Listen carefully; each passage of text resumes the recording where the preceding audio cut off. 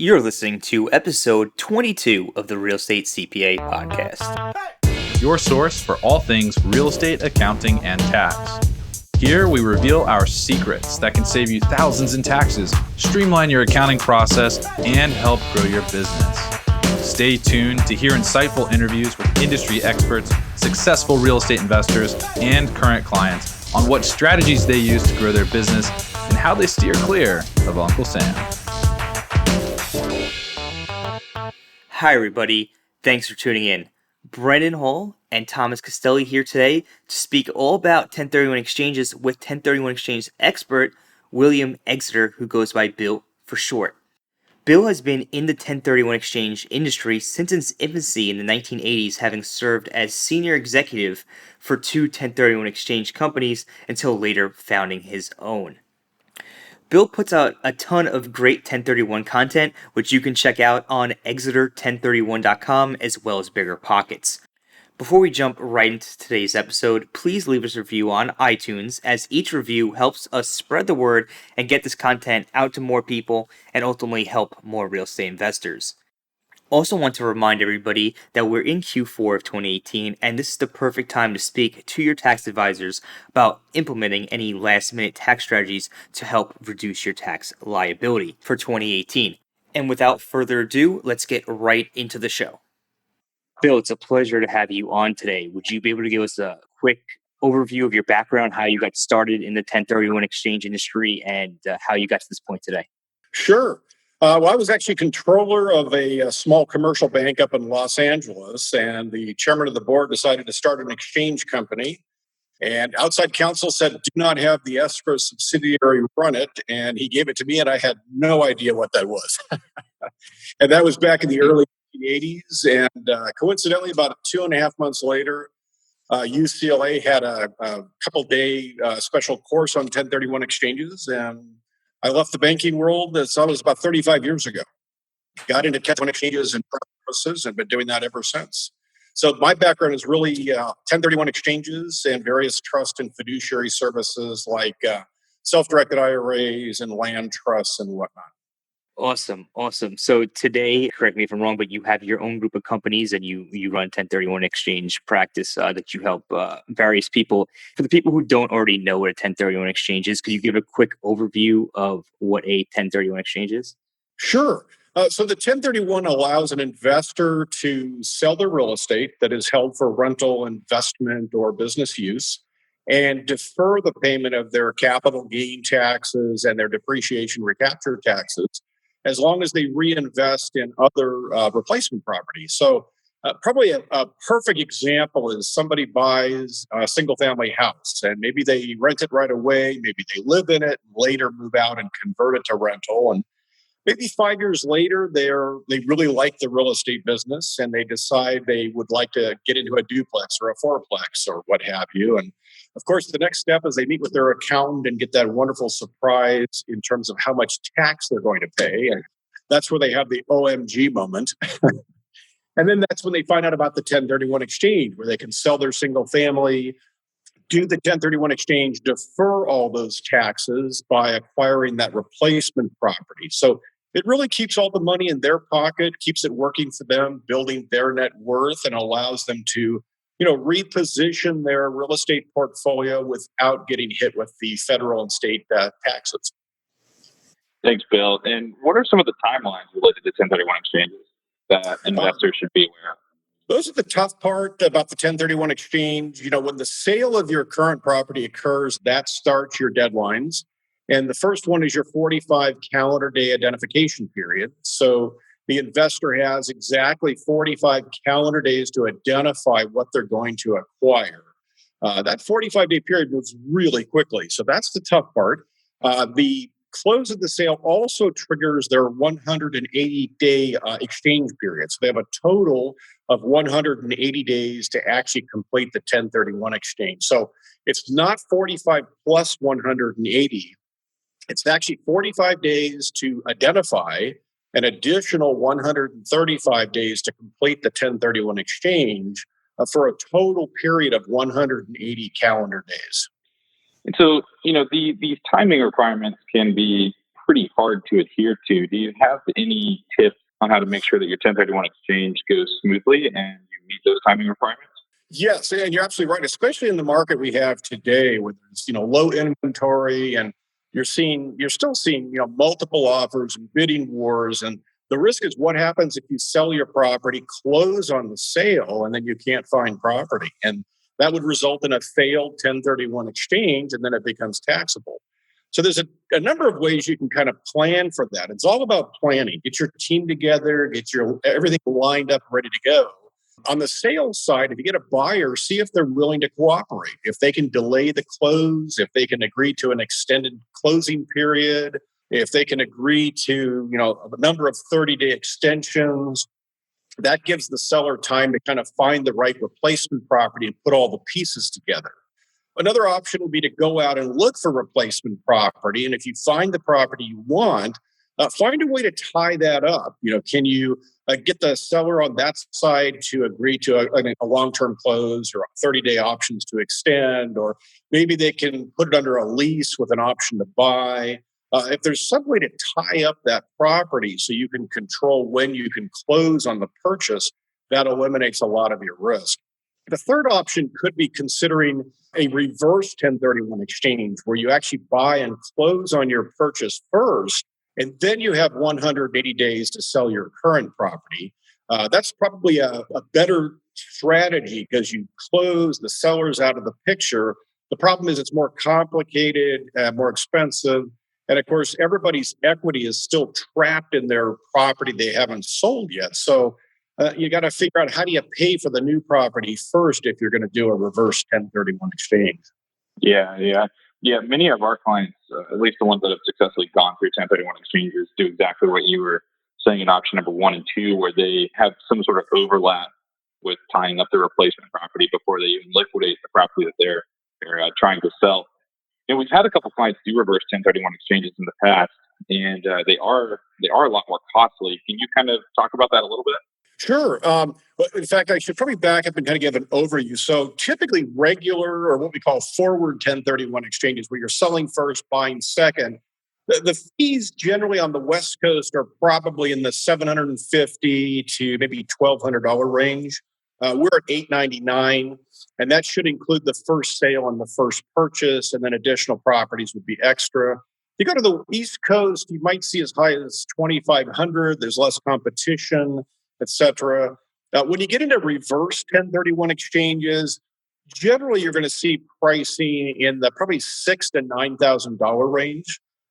If it's way under $6,000, I'd be very careful. The company's probably taking shortcuts. They don't understand the risks. Every now and then we see somebody who's really low, and that scares the heck out of me. 6,000 to 9,000 covers, for the most part, our risk. We're taking and holding legal title to the property. It's what the IRS calls parking title, and that puts a lot of risk on us. There's also a lot more work, a lot more documentation, a lot more consulting, but the biggest issue is our risk. And then we also set up an LLC for every single 1031 exchange that we do in the reverse structure. And it's a brand new LLC for every single client. We never reuse the LLC again. And so that's part of the cost as well. And the LLC protects the client from any liens or judgments, et cetera, from our other clients. And it also protects us with a little layer of protection there in case the property has some kind of litigation or other type of risk involved. Excellent. Thank you. And you mentioned that you set up LLCs and all that stuff. Now, I know that one of the general rules with 1031 exchanges is that the taxpayer relinquishing the property must remain the same as the taxpayer purchasing the property. There's also some confusion on whether or not a single member LLC, because it's disregarded for federal tax purposes, if you can throw a single member LLC on that back end there purchasing that replacement property. Can you talk a little bit about that? Do you guys work with that at all, or do you just generally avoid it? We do. It happens quite a bit. And you're absolutely right. It has to be considered the same taxpayer, not necessarily the same legal entity, but the same taxpayer, both on the relinquished side and on the replacement side. So generally, if you're an individual, you sell your relinquished property, you buy your replacement property in your individual name, and it's a nice, clean exchange. Probably the best example, though, is you sell your current property as an individual, you go to buy your replacement property. And the lender says, wait a minute, because of the property you're buying, maybe it's a multifamily property, we're going to require that you put it into a limited liability company. Well, now you're selling as an individual, you're buying as an LLC. Does that qualify? Well, as long as the LLC is a single member LLC and is considered a disregarded entity, and that's the key, and the sole member is the same individual that sold the property, that absolutely qualifies. But the key is it's got to be the same taxpayer, same person on both sides. That LLC has to be a disregarded entity. A lot of people focus on that single member issue, but a single member may not be a disregarded entity. So it's really the disregarded status that counts. Other examples would be your living trust is typically fully revocable, so that would be a disregarded entity. Most land trusts, a beneficial interest in a land trust, a beneficial interest in a Delaware statutory trust, those are also disregarded entities and would count for 1031 exchange purposes. Interesting. So one of the things that happened with the Tax Cuts and Jobs Act is they changed the definition of real property. Of 1031 exchanges to only include real property instead of it used to include tangible personal property. So how does that affect real estate investors, specifically those who use cost segregation studies? Good question. Those who have done cost segregation studies, they have acquired a property, they've chosen to go through the study process, and that study then allocates or I guess allocates is the right word, or bifurcates the property into various component parts. So they'll take certain parts of the real estate and carve that out and so they can depreciate it faster effectively. So if it's a commercial office building, and you generally see this like in medical, hospitality, things like that, where they'll carve out things that are different so they can depreciate it over a 5, 7, 15-year period.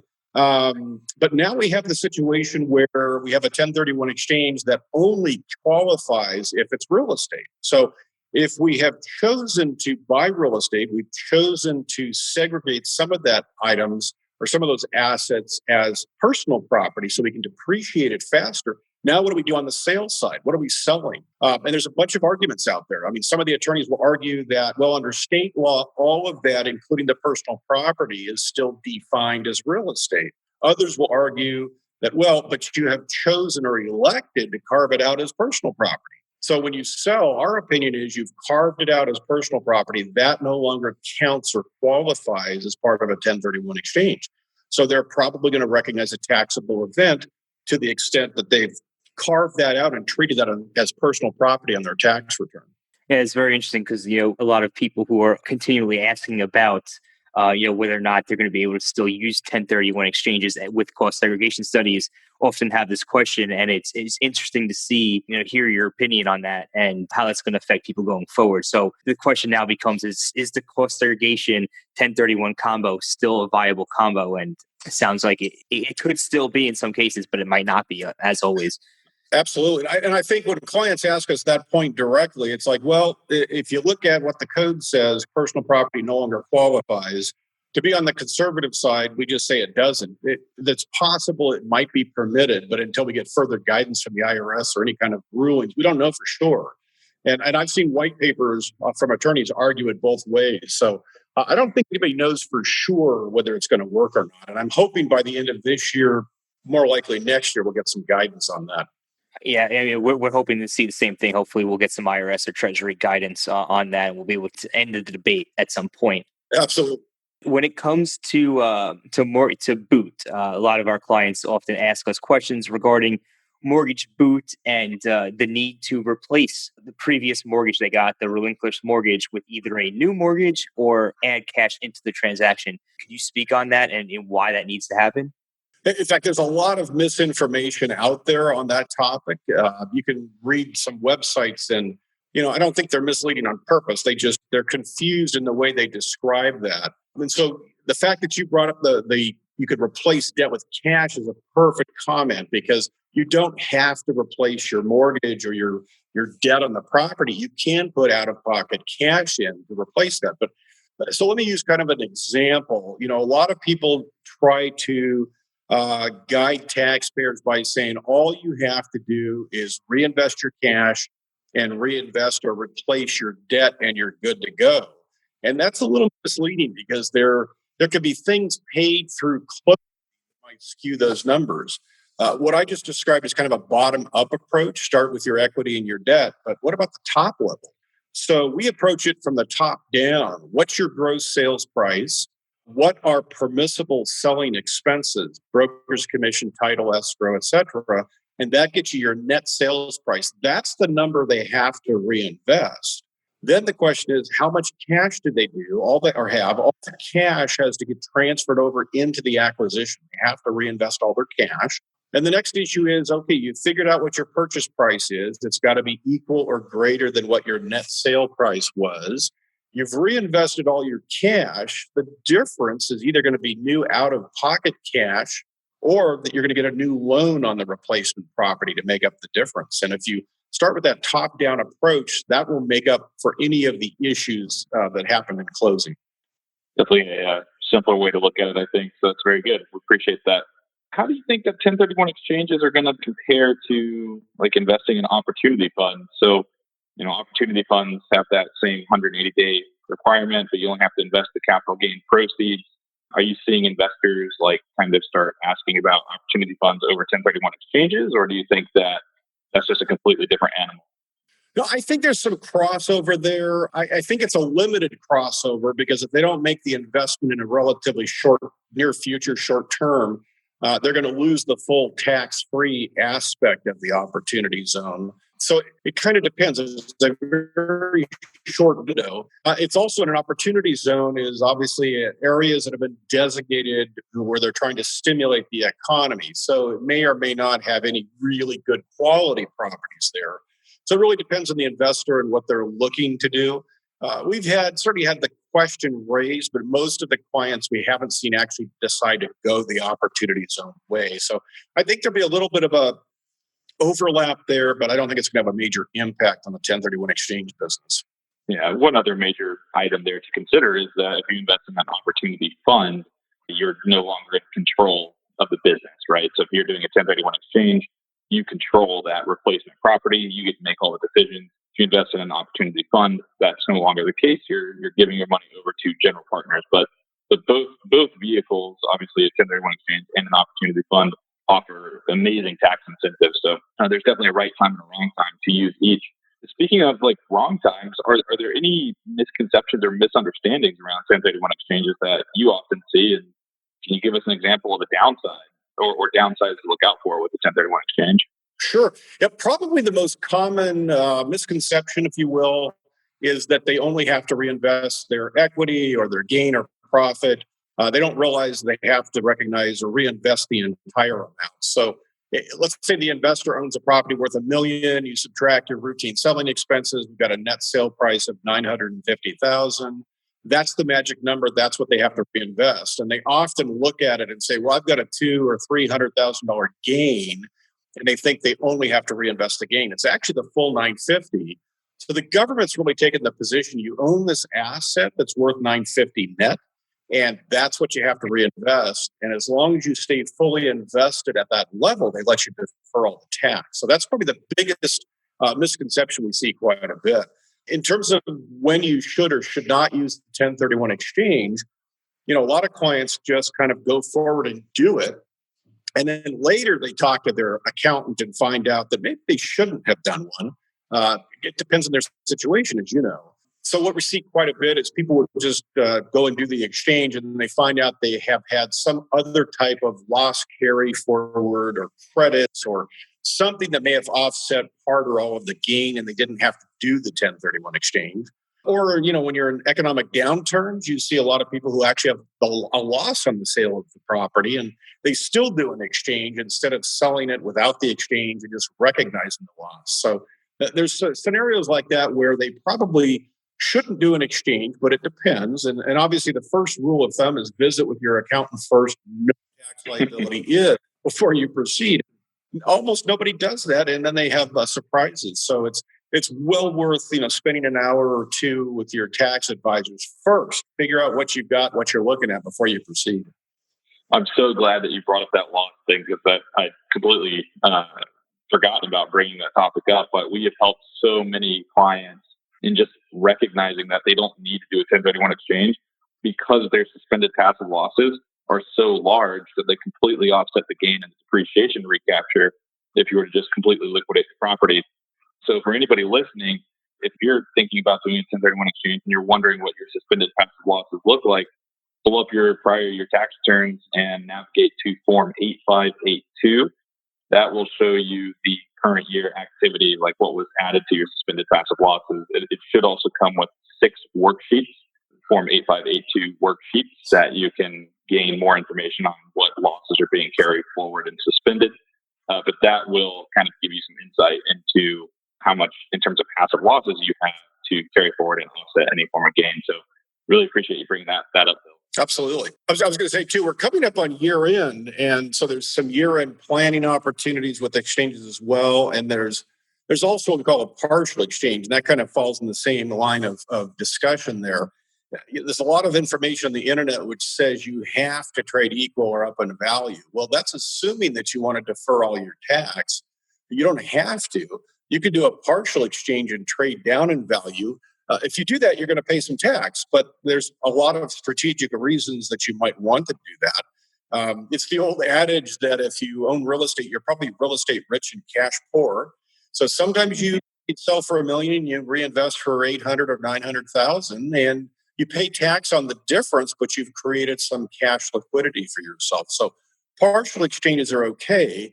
And as we get into year end, there's a lot of year end planning opportunities with 1031 exchanges. So if you sell this year and your exchange fails, it can still push your capital gain liability into next year. So it can defer it for at least a year.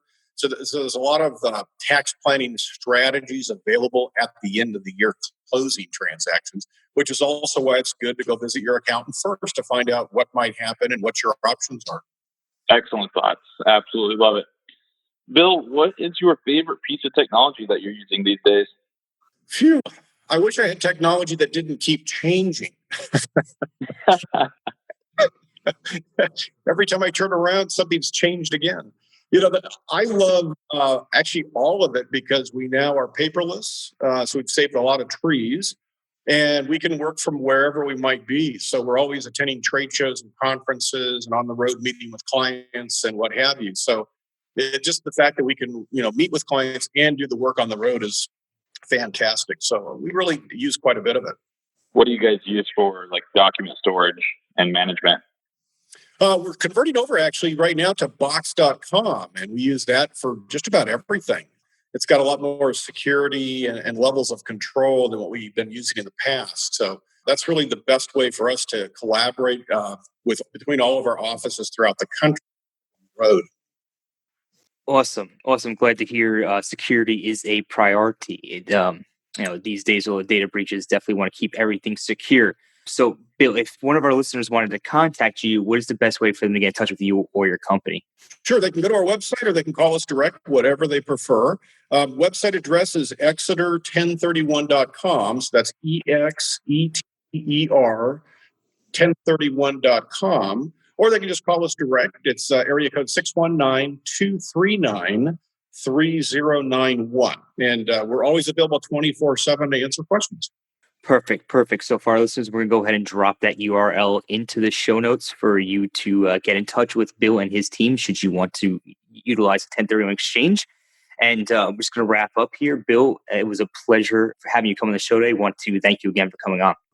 My pleasure. Anytime. Thanks for having me. Thanks for listening to today's show. If you enjoyed the show, please find us on iTunes and leave us a review. You can also email us at contact@therealestatecpa.com with any feedback or topic suggestions. We are always taking on new clients, and with the new tax laws in play, you really don't want to navigate this alone. Let us help you save money on taxes with your accounting and CFO needs. To become a client, navigate to our client page at therealestatecpa.com and fill out a web form with as much detail about your situation as possible.